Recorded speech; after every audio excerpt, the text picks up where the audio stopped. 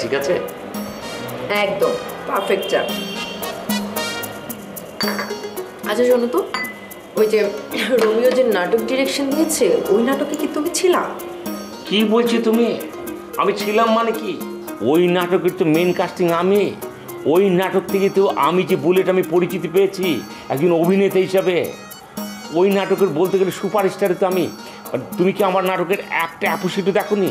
খুব কষ্ট পেলাম যে তুমি আমার নাটক দেখোনি। আচ্ছা নাটক দেখার সময় কই আমার, আমি এত ব্যস্ত থাকি, আমি তো নাটক দেখার অ্যাকচুয়ালি টাইম পাই না। তুমি এত কি নিয়ে ব্যস্ত বলে তা?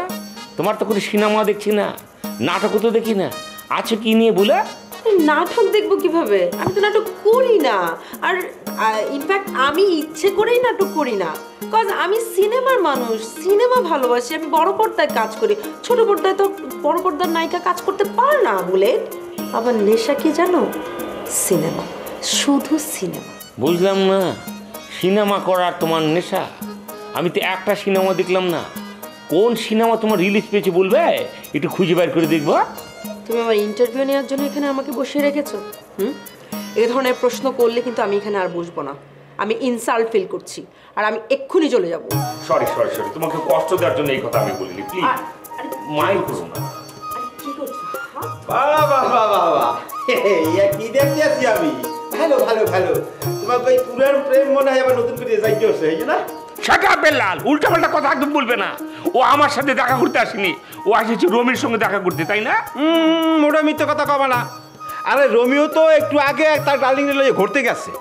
এখন কোনো ক্রমেই সে অন্য মেয়েকে বাসায় আমন্ত্রণ জানাইতে পারে না। কি জানা ম্যাডাম, এই পুরনো বন্ধু লোকে তো অনেকদিন পর দেখা হইলে, কথাও হইলে, কি অনুভূতিটা কেমন? কি অনুভূতি তো খুবই ভালো, নিরিবিলি কথা বলছিলাম, ভালোই লাগছিল। কিন্তু আপনি এসে মনের ভিতর যে আবেগটা জমছিল না, কথা বলতে বলতে ওগুলি সব নষ্ট করে দিয়েছেন। সরি সরি সরি, আমার ভুলেই গেছে। আমি তো বলতে পারিনি আসলে যে এই আপনাদের রোমান্টিক মুহূর্তে আমি প্রবেশ করে ফেলাইছি আর কি। সরি বললি সব কিছু সমাধান হয়ে যায় না বিল্লাল। আমি ভালো করে খেয়াল করে দেখেছি, আমার জীবনের কোনো সুখকর মুহূর্ত তোমার সহ্য হয় না।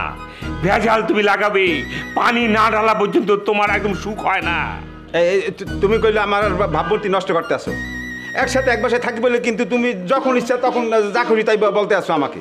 শোনো, আইন কিন্তু সেই অধিকার দেয় নাই তোমাকে।